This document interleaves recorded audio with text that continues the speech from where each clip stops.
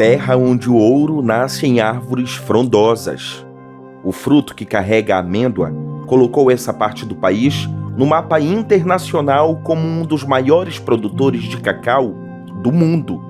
Mesma terra que gera riqueza, produz gente do bem e serve de casa para 28 mil habitantes. O nome lembra a presidente da República lá dos anos 70, Medicilândia. Terra boa. Os militares embrenharam-se nas matas numa missão que buscava ligar a região ainda desconhecida ao resto do país, através de uma estrada gigantesca que todos conheceríamos como Transamazônica. O governo da época literalmente deu pedaços de chão para que pessoas se sentissem atraídas a habitar o solo recém-tocado, e a história de Medicilândia se desenhou sobre cada quilômetro da Transamazônica, que a gente também chama de BR-230. Para cá veio gente de tudo quanto é parte do país, especialmente do Nordeste. Medicilândia foi construída assim, com a força de homens e mulheres que, em troca de chão e moradia, fizeram da terra fértil a possibilidade de uma vida muito melhor. De uma pequena vila instalada no quilômetro 90 entre Altamira e Itaituba, a um dos municípios mais prósperos do Pará, de uma cidadezinha de interior com uma igreja, um mercadinho e quase nenhum serviço prioritário, a um município para gringo ver e respeitar.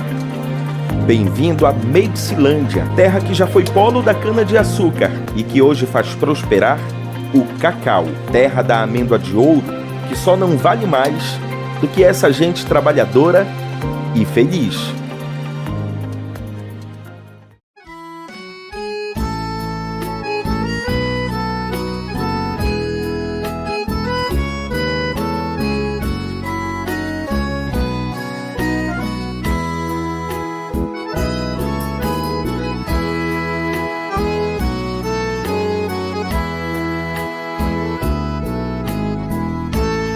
Bom, a origem da cidade de Medicilândia está ligada ao PIN, na verdade, chamado Programa de Integração Nacional, criada no então governo militar em 1970 e tendo o início desse programa em 1971. O objetivo da construção da rodovia transamazônica era integrar o Nordeste ao norte do país, né, e trazer famílias do Nordeste e também famílias do Sul para ocupar amplas áreas aqui, vastas áreas que estavam sem moradores, e um dos lemas do projeto era integrar para não entregar. A rodovia transamazônica, ela na verdade é considerada a terceira maior rodovia do país, com 4.260 quilômetros. Ela nasce em Cabedelo, na Paraíba. Inicialmente era para ter 8.500 quilômetros, mas aí acabou que finalizou em Lavras, ali no Amazonas. Então hoje a rodovia transamazônica que passa aqui cortando a nossa cidade possui 4.260 quilômetros. Na criação do nosso município, com a abertura da Transamazônica em 1970, temos que ressaltar um grande projeto que foi criado na década de 70 ainda, que foi o projeto Agrocanaveiro Pacal, né? Abraham Lincoln, porque boa parte do recurso vinha dos Estados Unidos, então foi feita uma alusão ao então ex-presidente americano. Na década de 70, todas as famílias ao entorno desse projeto eles eram obrigadas a plantar cana. Acontece que a gestão dessa usina, por muitos anos, foi feita por uma equipe do pessoal do Nordeste, de Pernambuco, e aliado à dificuldade desses insumos e depois do escoamento de produção, muito embora os plantios se deram de forma com muito sucesso, muita produção, mas a logística da entrega dessa cana, aliada à dificuldade dos insumos, começou a dar problemas na usina.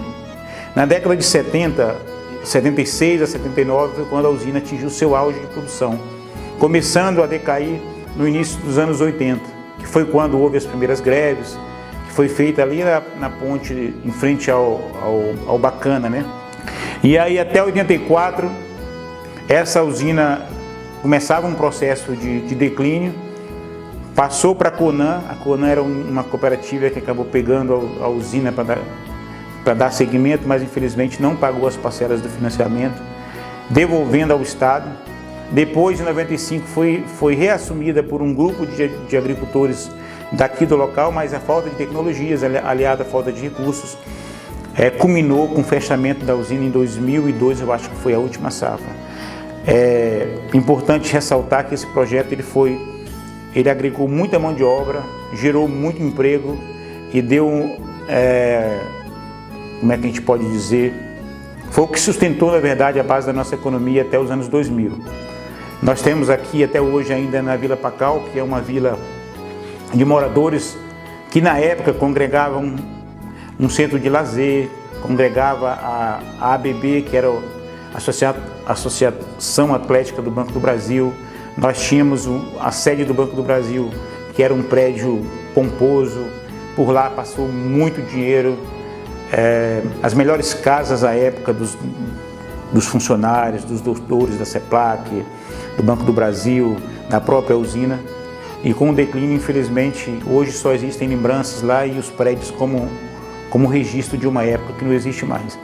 Então, essa época dourada da usina, ela na verdade foi até o início dos anos 80, começando a declinar e culminando com seu fechamento no início dos anos 2000. Meu nome é Jari Ednei Teixeira, popularmente conhecido como Ney Teixeira, filho de João Teixeira e Ilza da Vitória Teixeira. Meu pai e minha mãe nos trouxe, né? Cheguei aqui ainda com 4 anos de idade, em 1974, trazido pelo meu pai e pela minha mãe para Medicilândia. E na época meu pai visitou o estado de Rondônia, visitou o estado do Acre, foi até Rurópolis, na Transamazônica, a fim de arrumar um lote. Mas ele queria ficar perto do projeto Abrão Limpo, né?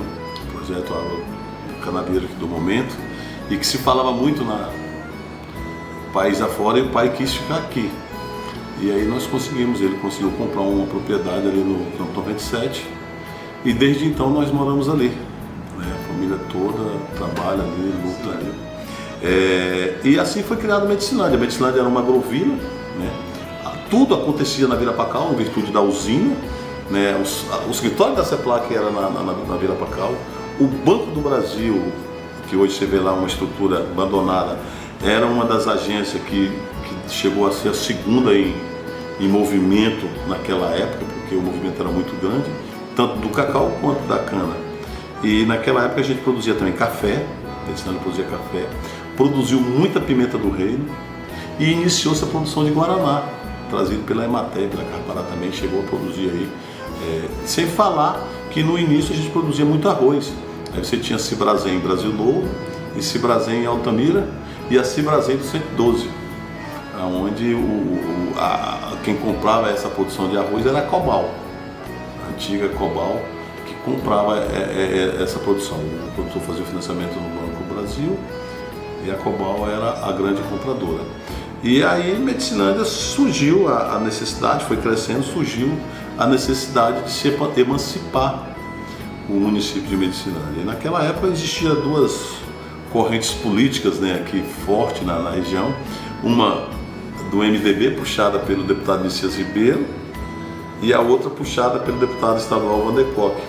E aí o projeto de lei que cria o município de Medicilândia é de autoria do ex-deputado, hoje já falecido, Messias Ribeiro. Foi ele que fez.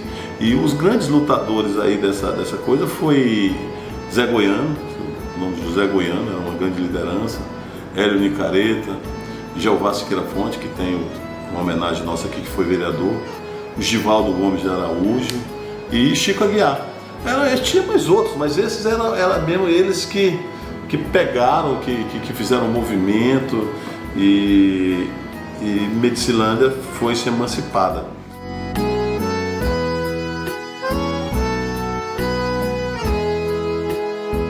E aí teve a primeira eleição do município de Medicilândia. Primeira eleição nós tínhamos como candidato Chico Aguiar, que foi eleito prefeito com 74% dos votos, se eu não me engano. Tinha seu Jeová Siqueira Fonte, que era candidato a prefeito, e tinha Zé Geraldo, candidato a prefeito. O Chico, o vice dele era seu Baldino Kruger, pioneiro, que era um farmacêutico que fazia papel de médico na cidade, que era médico nosso, né? Seu Jeová, o vice dele era o Maurício, que a gente chama da Comavel, Maurício, que era comprador de cacau na época, e o vice do Zé Geraldo era o Moacir Feiteiro, pioneiro ali também do 95. Foi essas 3 pessoas que... E eu me lembro com muita coisa disso, porque na época, quem fez a cobertura aqui da segurança, o Exército veio para cá, para dar apoio nas urnas, porque era uma eleição bem disputada, bem acirrada. E meu pai tinha uma F1000 e eu era motorista, fiquei à disposição do comandante do Exército, não lembro. E quando chegou na hora de levar as urnas, eu conduzi essas urnas. Pegamos na Abraham Lincoln, o comandante na frente comigo, mais alguns policiais em cima, e levamos para o aeroporto, lá no 95. E aí foi acompanhando, eu não lembro bem, mas parece que foi acompanhando. O Zé Goiano foi acompanhando a urna, que era representador do MDB, o Paulo Vanderlei, que era irmão do Chico, pelo PTB, e o Moacir Feiteiro, se eu não me engano, acompanhando as urnas pelo lado do PT. Aí encostei a caminhonete lá no aeroporto, tinha um avião, e essas urnas foram para Monte Alegre, porque o Medicilândia era município de Prainha e a comarca era Monte Alegre. Olha a situação. E os outros candidatos a prefeito e vereadores foram para Santarém, isso já estavam a caminho de Santarém, pegaram um barco e foram para Monte Alegre para acompanhar a apuração do voto. E essa apuração dos votos aconteceu lá já 3, 4 dias depois. E a nossa agonia aqui, o único meio de comunicação era o PS, lá na Vila Pacal, que era o posto telefônico lá que tinha lá que fazia fila de sábado e domingo, então fazia fila. De segunda-feira os comerciantes e aí era o telefone que a gente tinha, que era para saber quem ganhou, quem não ganhou. E isso foi essa agonia nesse tempo. Depois veio o resultado. E aí teve que ir lá fazer a apuração de Monte Alegre, depois de Prainha, para depois ser o município de Medicilândia. Então a primeira apuração eleitoral foi em Monte Alegre. Já depois, a segunda já foi em Uruará, né? Nessa eu já disputei as eleições também, infelizmente perdi. Mas aí a gente fazia o registro em Monte Alegre, que o cartório eleitoral tá. Mas aí Medicilândia, Uruará já tinha uma comarca, né? Já tinha estado a comarca de Uruará, e a apuração dos votos foi lá. Aí teve mais uma apuração lá, foi quando eu já fui eleito. E aí depois que a gente instalou a comarca de Medicilândia, e hoje a gente já sabe aí, 10 horas da noite, quem foi os ganhadores. Então a história de Medicilândia é uma história muito bonita, mas teve esses momentos, né, que nós passamos aí, e que eu acho que é importante esse trabalho de vocês para que a gente possa conhecer, né? E nós passamos aqui porque esses pioneiros eram trazidos primeiros pelo INCRA, né? Por exemplo, a minha sogra, Dona Modesta, ela veio para cá em 71.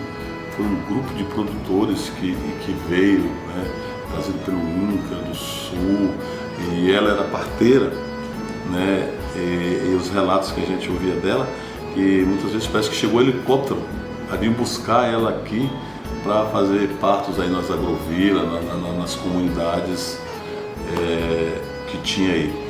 Então é uma história de muita luta, e Medicilândia hoje, a gente vê Medicilândia onde está hoje no cenário nacional, internacional. 2022 agora ficamos entre os 100 maiores PIBs do agronegócio brasileiro. No estado do Pará, só 3 cidades, nós ficamos aí na posição, acho que se não me engano, 79, 80 aí. Então a gente vê com alegria, né? Os grandes desafios daquela época era saúde pública, né? Dificuldade para estudar, né? Hoje nós vemos nossos jovens, prefeituras da região disponibilizando um ônibus para levar os alunos para a faculdade. A gente fica feliz, porque meus filhos também se beneficiam disso, né? Vizinhos, amigos. E na época a gente, para fazer o ensino médio, já era uma luta. Depois que veio o sistema modular de ensino, que a gente fazia o ensino médio aqui, senão tinha que ir para Altamira. A outra dificuldade, a estrada era horrível.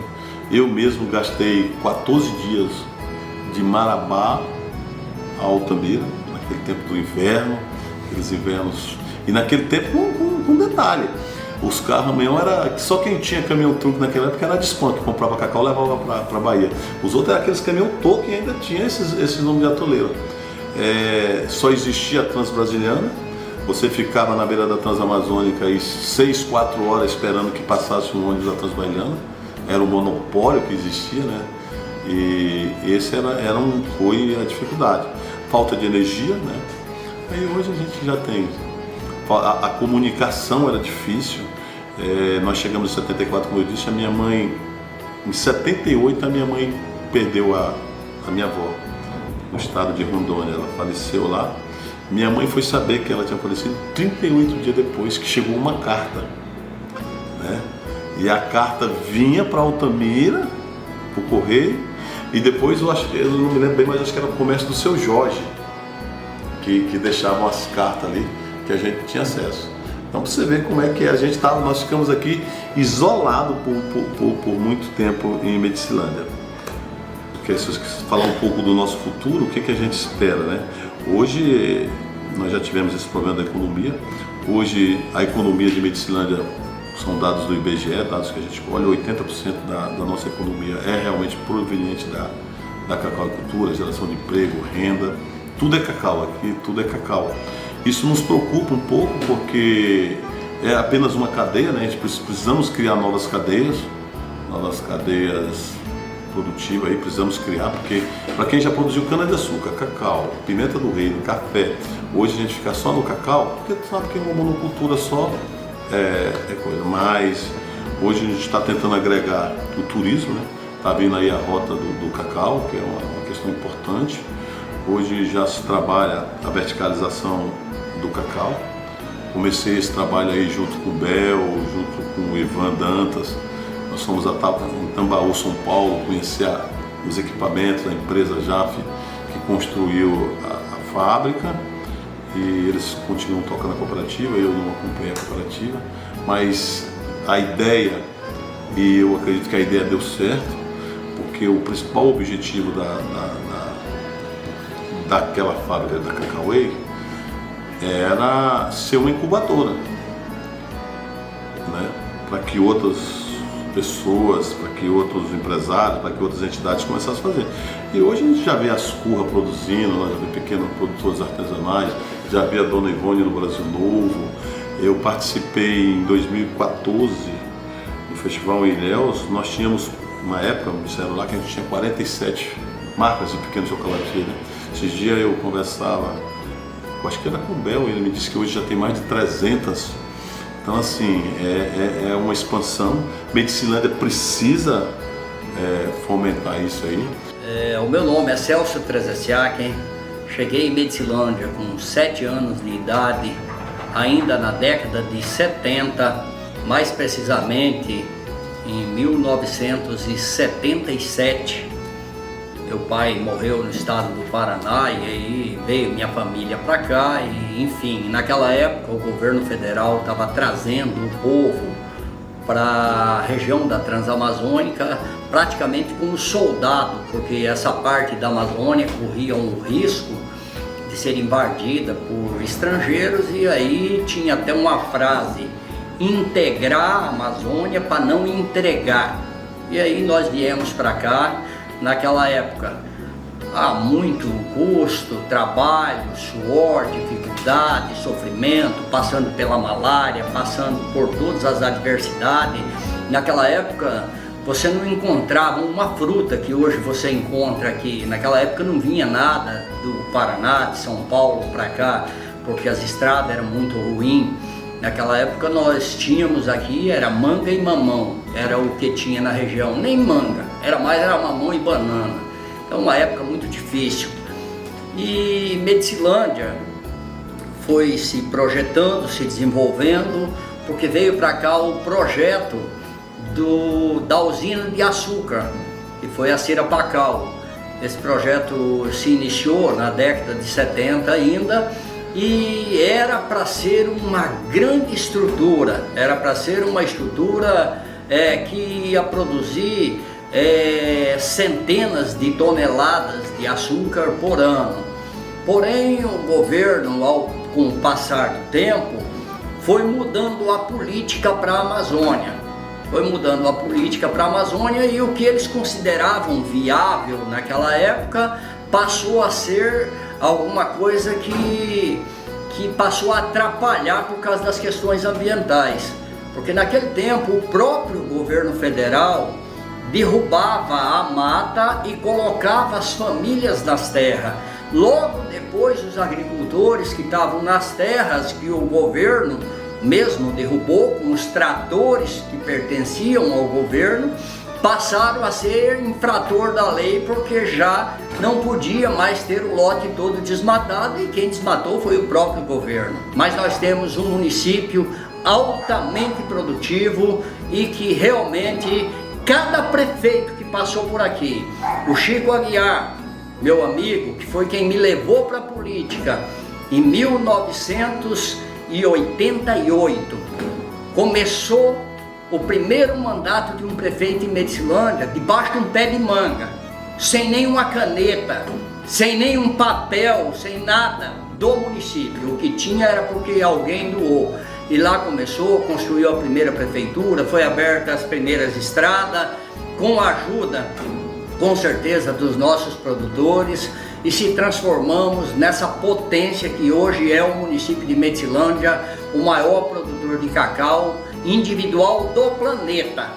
Não é só de Medicilândia, é o maior produtor de cacau do mundo como município, e com uma média de produção acima de todos os outros lugares que produz no mundo. Então, tenho orgulho disso, e tenho orgulho de ter feito parte dessa história como prefeito. As principais dificuldades enfrentadas em Medicilândia desde o início foi principalmente as dificuldades com doença. A malária matou muito dos filhos de Medicilândia, das pessoas que veio para cá logo no início. Graças a Deus, hoje raramente você encontra essa doença na nossa região, mas naquele período foi um período muito difícil. A dificuldade das estradas, a dificuldade de acesso à produção, a dificuldade de alimentação, porque naquela época nós plantava o arroz e socava ele no pilão, porque até uma piladeira de arroz, que aquelas máquinas, era difícil de encontrar. Então nós mesmos tínhamos que pilar o arroz. Naquele tempo, na década de 70, aqui não tinha gado, então o povo comia mesmo era carne de caça, porque não tinha gado naquele tempo aqui. Raramente você encontrava alguém que tinha uma vaca. Então hoje em Medicilândia tem um rebanho de 200 e poucas mil cabeças de gado. Então nós passamos por diversas fases difíceis, mas uma das fases mais difíceis eu acho que foi a extinção do projeto Pacal. Mas não existe nenhuma dificuldade que não abra uma porta, e essa dificuldade com a extinção do projeto Pacal, com a extinção da usina, abriu a porta para o plantio de cacau. Então é isso daí. Eu acho que os principais personagens de Medicilândia, eu não quero falar nomes para não ser injusto, mas aqui nós tivemos na época que os médicos eram raros. Aqui quem pegava menino era a parteira ainda. Era a dona Modesta, mãe do finado Chico Aguiar, que já morreu também, uma pessoa assim do coração, uma pessoa que eu gostava muito, minha amiga. Dona Débora, lá da Vila Pacal. Então, o senhor Baldino, ex-prefeito desse município, era praticamente o médico de todo mundo, tinha uma farmácia aqui na cidade, entendeu? Era uma situação que era difícil, mas que fazia com que as pessoas tivessem garra, determinação e lutassem, e com isso nós transformamos Medicilândia no que ela é hoje. Quais são os projetos de desenvolvimento para o futuro desse lugar? Uma pergunta interessante.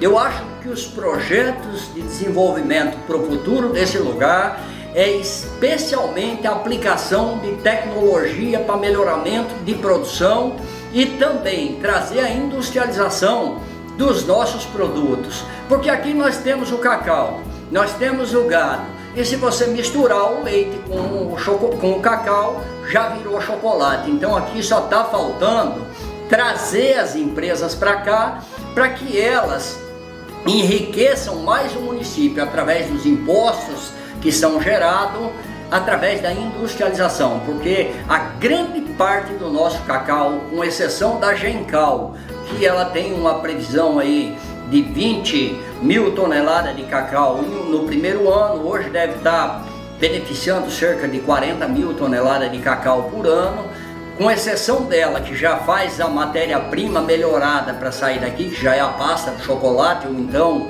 eu acho que não é nem a pasta ainda, mas ele já beneficia o cacau e ele já sai no NIB, num preço mais alto. Então nós precisamos trazer a indústria para cá, realmente, para produzir chocolate. Viemos do Rio Grande do Sul para a Transamazônica em 1972. Nossa família se instalou no quilômetro 80, meu pai Domingos Trevisan, minha mãe Leonida Rente Trevisan. No início era muito difícil, tinha muito pium e a gente sofria por conta desse pium. Mas no começo o governo federal dava bastante assistência ao povo da Transamazônica e fornecia sementes, fornecia ferramentas, e fornecia merenda escolar, fornecia uniforme para nós estudarmos, tinha médico no município, tinha médico que atendia nas comunidades, né? E foi muito bom no processo de implantação. Mas logo lá para 1976 em diante, o governo federal foi se retirando aos poucos. E de forma que na década de 80 foi uma década assim, de total abandono dos agricultores aqui da Transamazônica, né? Foi uma década muito difícil, então nós resolvemos lutar pela emancipação. Nós pertencíamos ao município de Prainha, né? E para chegar na sede do município, a gente viajava 12 horas até chegar em Santarém e depois mais 12 horas de barco para chegar até a sede do município. Então a gente levava um dia viajando para chegar na sede do município, né? Nós relacionávamos mais com Altamira do que com a sede do nosso município. Então teve muitos pioneiros aqui que lutaram pela emancipação. Meu pai estava junto nessa luta, meu tio Cassiano, Carlos Ritter também. Teve o seu Jeová, teve o seu Zé Goiano, o Givaldo e Francisco Aguiar também tiveram junto nessa luta, né? Apoiado pelo conjunto do município, e nós conseguimos a emancipação. E aí se tornamos município, né? Mas ainda o processo eleitoral permanecia em Prainha, depois lutamos, veio para Uruará, se tornou comarca, e mais tarde lutamos para que Medicilândia fosse comarca também, né? E dali para frente melhorou, porque nós tínhamos a gestão perto de nós, né? Nós tivemos como prefeito o seu Francisco Aguiar Silveira, que teve como vice seu Baldino, iniciou plantando as primeiras políticas públicas aqui no município. Tivemos o João Batista como vice caçula, depois retornamos, foi reeleito o Francisco Aguiar, que teve como vice seu Nilson Samuelson. E seu Nilson Samuelson assumiu uma parte da gestão do Francisco Aguiar, que teve seu mandato cassado. Depois disso eu fui gestora, fui eleita prefeita com o João Batista, que tinha sido prefeito, foi o meu vice, né? Depois veio seu Valentim Biller, que teve como vice o Zé Ricardo, o Gaúcho, que é o Celso Daniel, que é seu Daniel, teve depois o seu Celso Tezeciá, que teve vice o Jacó, e Dr. Júlio César do Egito, que é o atual prefeito, que tem seu vice a Dona Penha, né? Todos, de certa forma, fizeram alguma coisa em benefício de Medicilândia e cada vez mais ela está crescendo. Passamos aí um processo de transição de uma grande potência de produção que era a cana-do-açúcar, apesar de produzir muitos outros alimentos, né? A cana-de-açúcar. E tivemos uma cooperativa que era Cotrijuí, depois passou para particular e teve muitos transtornos com a empresa particular, depois veio o INCRA, assumiu. Mas de forma que a cana fracassou, esse tipo de produção, essa indústria, né? E tivemos que substituir essa lavoura. Foi aí que foi introduzido, né, o cacau pela CEPLAC, que deu muito apoio, e o cacau veio e levantou. E hoje nós somos o município maior produtor de cacau do Brasil e que leva o título, né, de capital nacional do cacau.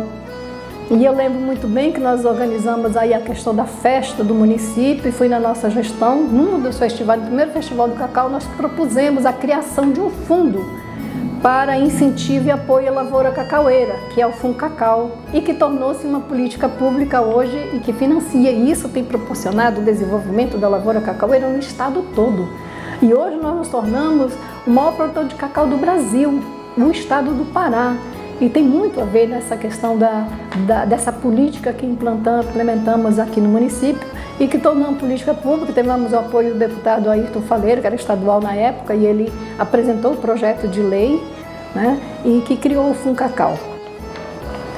Voltando um pouco à história, na década de 80, nesse abandono todo, eu lembro que eu era supervisora escolar, era líder do movimento dos professores, a Geraldo era líder do movimento dos sindicatos trabalhadores rurais e coordenador do movimento pela sobrevivência na Transamazônica. Então foi articulado todos os sindicatos da região e nós fizemos uma marcha a Brasília, acampamos lá 40 dias, teve companheiros que fizeram greve de fome em Brasília.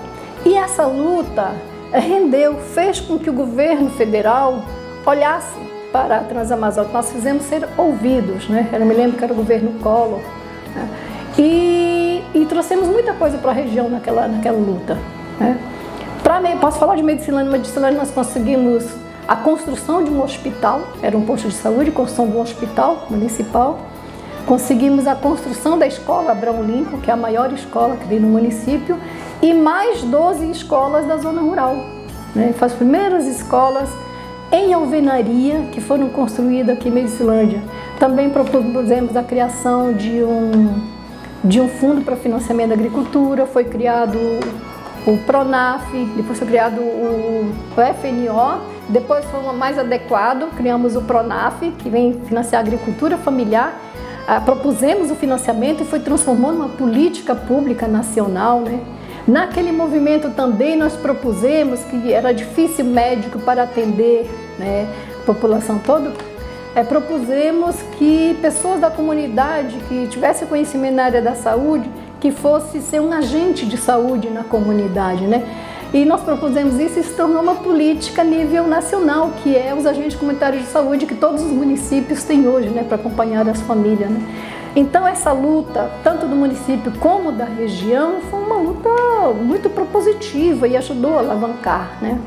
Nesse inteirinho foi lutado pela emancipação dos municípios.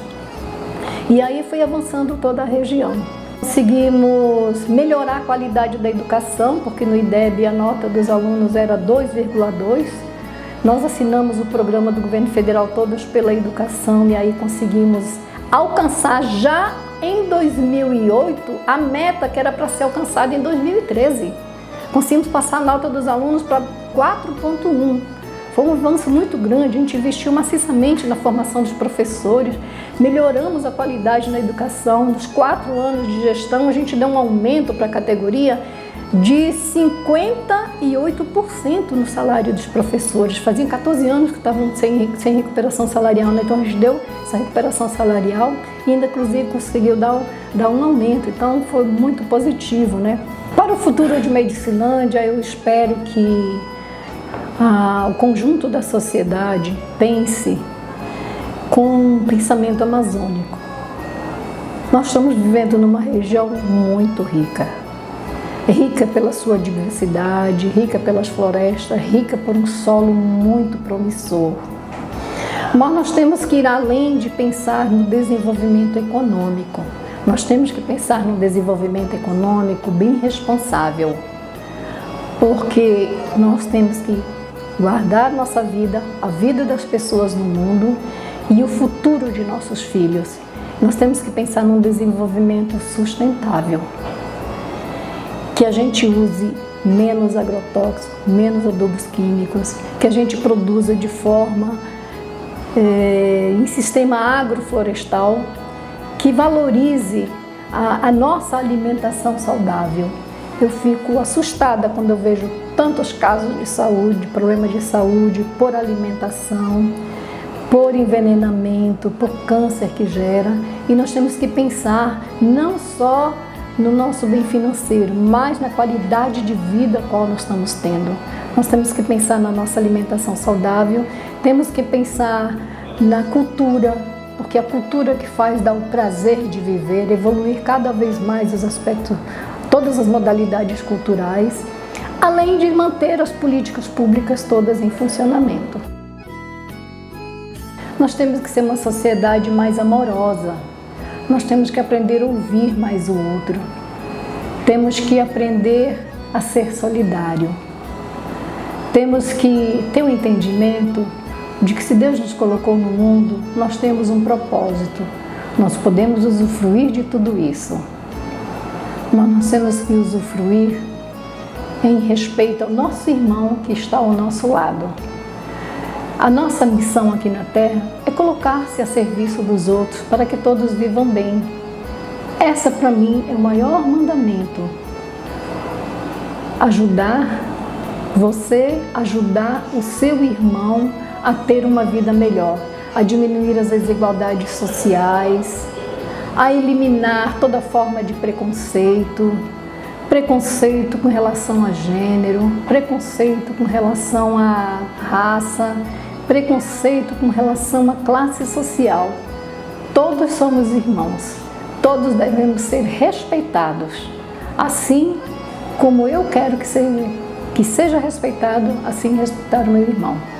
Agradeço a Deus todos os dias pelo ato da vida, agradeço a meus pais, minha mãe pela coragem de ter gerado 10 filhos. Nós chegamos aqui na década de 70 com os meus pais, nós viemos da Bahia, não viemos pela colonização do INCRA, porque na época o meu pai estava indo para o Acre, nós saímos da Bahia para o Acre. E chegando em Belém, ele ouviu falar sobre a colonização da Transamazônica. E foi lá que ele decidiu então que nós viríamos para cá. Na década de 80, eu me casei e o meu esposo, Francisco Aguiar, ele já era envolvido com as cooperativas. Era a única cooperativa aqui da região que ele fundou e foi o presidente, que era Cira Pacal. Com a implantação da usina de açúcar, a cooperativa, e nós éramos, na verdade, cooperativa e usina de açúcar. Não existia município ainda oficializado, mas nós tínhamos que ir para Prainha, que era o nosso município de origem, município mãe, e tudo era Prainha, tudo era feito lá, documento, certidão de nascimento, tudo. Nesse período, nós tínhamos aqui os administradores da usina, que eles eram os padres e os promotores e os juízes, né? Porque até então nós não tínhamos muita coisa. E por volta de 80, 86, começou a se pensar a emancipação do nosso município em função das necessidades que nós tínhamos, né, como cidadãos de Medicilândia. Nós votávamos para candidatos de Prainha, tudo era Prainha. E a partir daí se pensou o município, porque nós tínhamos aqui prefeitos nomeados pelo INCRA, mas sem nenhum poder, na verdade. Eles eram apenas instrumentos do INCRA para resolver assuntos corriqueiros, vamos dizer assim, diários, né? E veio o primeiro prefeito, que foi o meu esposo, Francisco Aguiar, no ano, acho que de 86, eu não tenho certeza das datas, mas foi nesse período aí. Houve o primeiro mandato, no segundo mandato já não éramos nós, foi o seu João Batista Barbieri, e Chico veio para o terceiro mandato do município e o segundo dele. E depois desse segundo mandato dele, houve o terceiro mandato dele, né? E o município foi se estruturando com escolas. Na época eu lembro que era o governador Hélio Gueiros que trouxe a nossa primeira energia, porque até então cada um tinha o seu motor estacionário, alguns tinham, outros não, e a gente usava vela. E o Hélio Gueiros implantou então a energia, que foi o sistema de energia para a gente, a Escola Francisca Gomes também, que foi no governo do Hélio Gueiros, e no governo do Jader Barbalho houve também a Telepará, a delegacia, as coisas que foram estruturando o município, né? Sempre com muitas dificuldades, porque até então Os recursos que vinham para cá, eles eram muito restritos, era FPM e só. E nós tínhamos que correr atrás. Eu lembro que, como sendo a primeira dama do município, nós íamos para Belém e para Brasília em busca de recursos para coisas mais básicas, como enxoval do bebê, que nós implantamos, colônia de férias para criança e adolescente, programas para idoso, que nós implantamos também no primeiro mandato. Nós tínhamos a Associação dos Idosos, né, que nós cuidávamos. Em resumo, a gente começou a implantar no município programas sociais que nem nós mesmos sabíamos o que era, porque a gente era marinheiro de primeira viagem, a gente não tinha muita noção. E não existia como hoje programas federais que vem pronto para você só implementar e trazer para o município. Naquela época os programas eram próprios, era nós mesmos que fazíamos. Tanto para criança e adolescente, como para idoso, para gestante. Eu lembro muito que o primeiro conselho de direito, que não era conselho tutelar, era eu e a Venita, que era a nossa assistente social. Eu acredito que muitos vão lembrar quem foi a Venita. Ela era uma assistente social que trabalhava para a Emater, que era do governo do estado, e nós éramos o conselho de direito. Então tudo vinha pra gente com relacionado a abuso de criança, né, coisas assim.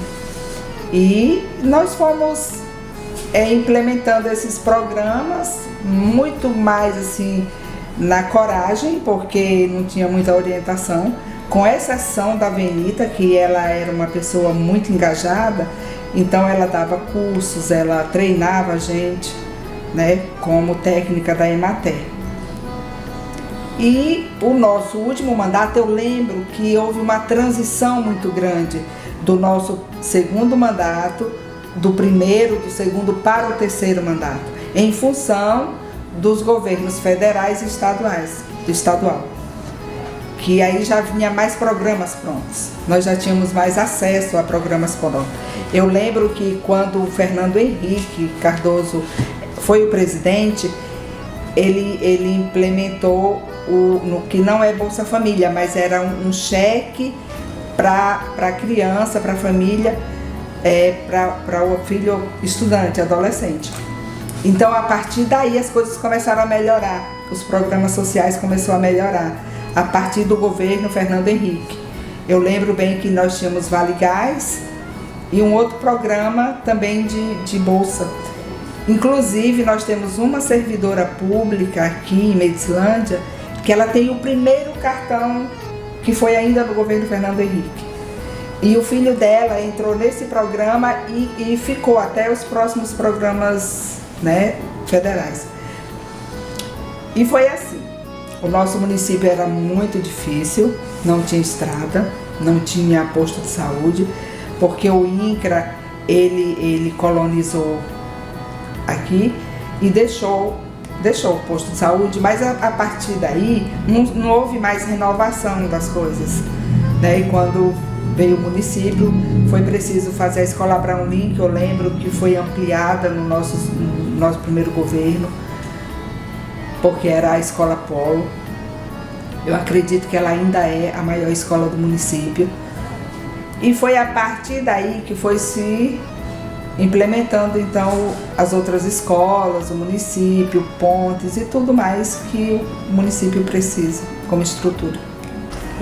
Eu quero falar um pouco das minhas memórias, né, que de criança, de ter convivido com o início de Medicilândia.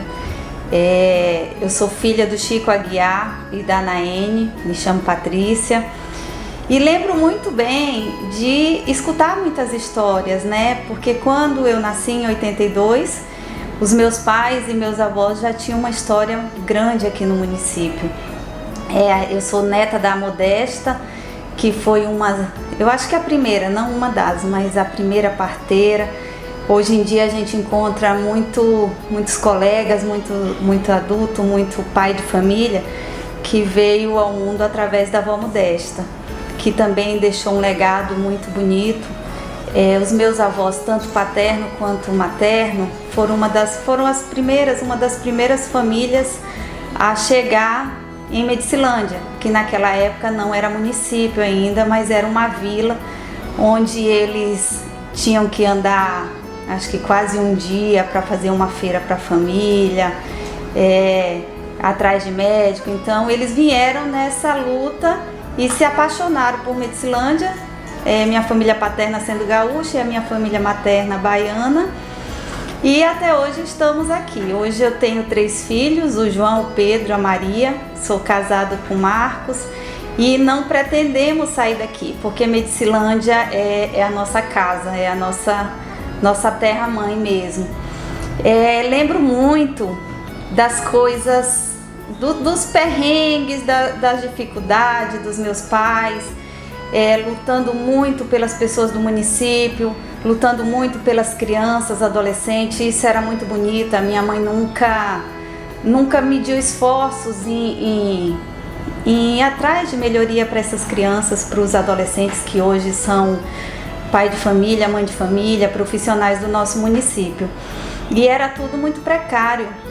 Aquela época, quando veio a cana-de-açúcar, mesmo com muita dificuldade, eu tenho na memória as madrugadas que a gente, porque não parava na época da moenda, as madrugadas que a gente ia no canavial levar café para os motoristas, né? Porque aquilo era muito gostoso, aquilo movimentava a nossa vida, movimentava o município.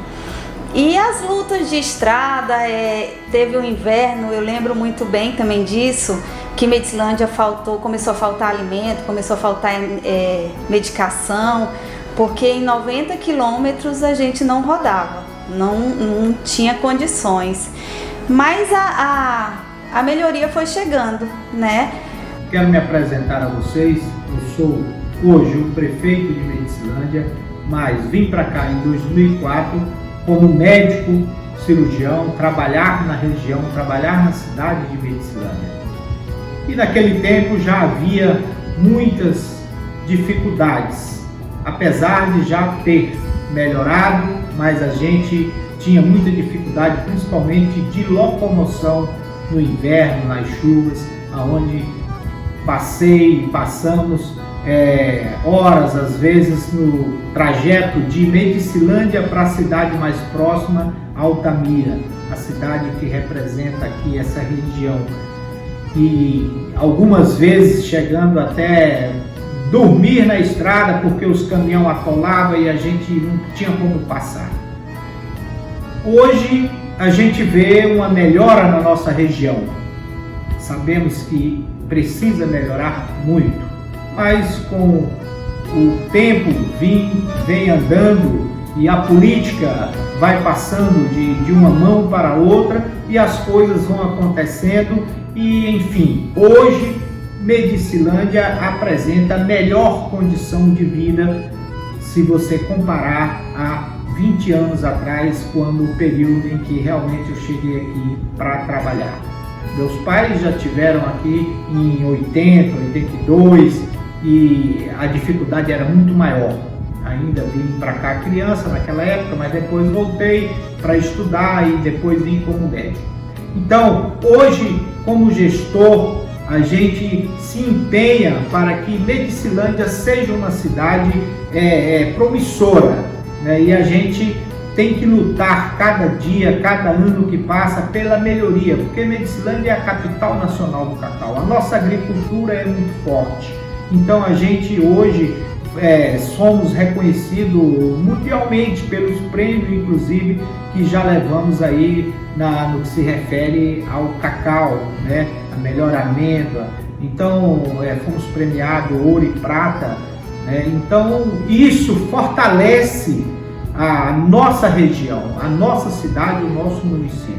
Então o que eu tenho a dizer para os munícipes, para os nossos agricultores, para o nosso povo de Medicilândia, é que me coloquei à disposição nessa gestão e que a gente procurou fazer uma gestão com responsabilidade, com coerência e procurando oferecer o desenvolvimento dentro do que nós somos capazes de fazer com os nossos recursos, procurando aplicar em prol da população. E hoje você vê uma Medicilândia diferenciada, uma Medicilândia bem melhor do que 4 anos atrás, quando a gente pegou. A gente está vendo aí que a cidade mudou a cara. Hoje nós temos várias estruturas, órgãos que vêm oferecer realmente melhoria para a qualidade de vida do nosso povo. Recentemente inauguramos aí o grande mercado municipal. Até então nossa cidade não tinha um mercado municipal. Estamos agora prestes a inaugurar um novo hospital municipal, um centro diagnóstico, com laboratório completo, médicos em especialidades para atender o nosso povo. Asfaltamento das nossas ruas, pavimentação, que é importantíssimo, um benefício direto à porta do cidadão e da família. As nossas estradas vicinais, que a gente tem procurado melhorar a cada ano que passa a gente faz uma melhora e cada ano as coisas se tornam mais leves, porque a gente procura aplicar os recursos em busca da melhoria, que um dia ela vai ser mais duradoura. Enfim, quero dizer ao nosso povo, ao povo da nossa região, que vim para Medicilândia realmente para criar raízes, para ser aquele companheiro, e que aqui criei minha família reside aqui comigo, e a gente juntos vamos cada dia procurar fazer com que Medicilândia chegue ao patamar de uma cidade agradável para morar e que ofereça conforto e segurança aos nossos cidadãos. Esse é o meu objetivo, é o objetivo do prefeito Júlio, do médico amigo do povo. Vindo de todas as partes, dentre as 5 regiões, unidos então iremos, para a luta seguiremos, em defesa desse chão. Entre as 1000 tu és princesa, relíquia da natureza, berço verde da nação. Medicilândia, Medicilândia, verdes campos